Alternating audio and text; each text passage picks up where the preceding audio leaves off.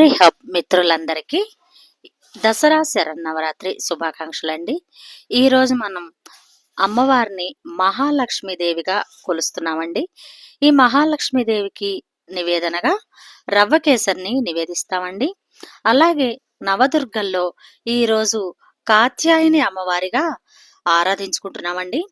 ఈ కాత్యాయని అమ్మవారికి ఆ పేరు ఎలా వచ్చిందో విపులంగా క్లుప్తంగా చూద్దామండి. చంద్రహాసోజ్వలకరా శార్దూలవరవాహన కాచాయని శుభం దద్యాద్దేవి దానవఘాతిని. దుర్గామాత యొక్క 6వ స్వరూపనామము కాత్యాయని. పూర్వము కథ నామకుడైన ఒక ప్రసిద్ధ మహర్షి గలడు. అతని కుమారుడే కాత్యా మహర్షి. ఈ కాత్య గోత్రజుడే విశ్వవిఖ్యాతుడైన కాత్యాయన మహర్షి. ఇతడు పరాంబాదేవిని ఉపాసించుచు పెక్కు సంవత్సరములు కఠినమైన తపస్సును ఆచరించెను. దుర్గాదేవి అనగా భగవతీదేవి పుత్రికగా తన ఇంట జన్మించవలెనని అతని కోరిక. భగవతీ మాత ఆయన ప్రార్థనను అంగీకరించెను.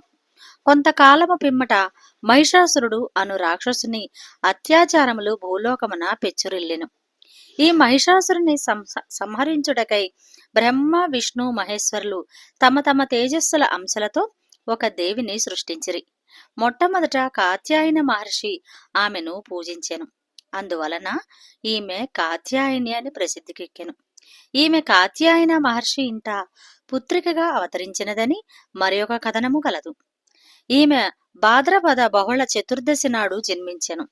అనగా ఉత్తర భారత పంచాంగ సాంప్రదాయమును అనుసరించి ఈ దినము ఆశ్వయుజ కృష్ణ చతుర్దశి.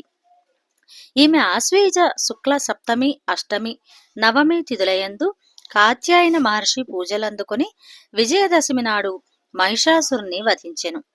కాత్యాయని దేవి అమోఘ ఫలదాయిని. కృష్ణ భగవానుని పతిగా బడయుటకు గోకులమునందలి గోపికలందరూ యమునా నదీ తీరమున ఈమెను పూజించిరి. ఈమె వజ్రమండలమునకు అధిష్టాద్రిగా వెలిసినది. ఈమె స్వరూపము దివ్యము భవ్యము.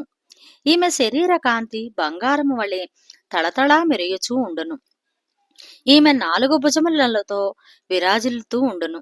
ఈమె కుడి చేతులలో ఒకటి అభయముద్రను మరి ఒకటి వరముద్రను కలిగి ఉండును. ఈమె ఎడమ చేతులలో ఒక దానియందు ఖడ్గము వేరొక దానియందు పద్మము శోభిల్లుచూ ఉండును. ఈమెయు సింహవాహినియే. దుర్గా నవరాత్రులలో 6వ రోజున కాత్యాయని స్వరూపము పూజించబడును. ఆ దినమున సాధకుని మనస్సు ఆజ్ఞాచక్రమునందు స్థిరమగును. యోగ సాధనలో ఈ ఆజ్ఞాచక్రము యొక్క స్థానము ప్రముఖమైనది. ఈ చక్రమునందు స్థిర మనస్సు గల సాధకుడు తన సర్వస్వమును కాత్యాయని దేవి చరణములయందు సమర్పించును. పరిపూర్ణముగా ఆత్మసమర్పణమును గావించు భక్తునకు సహజముగానే కాత్యాయని మాత దర్శనము లభించును. ఈ దేవిని భక్తితో సేవించిన వారికి ధర్మార్థ కామ మోక్షములనడి చతుర్విధ పురుషార్థముల ఫలములు లభించును. అతడు ఈ లోకమునే అలౌకిక తేజస్సులను ప్రభావములను పొందగలడు.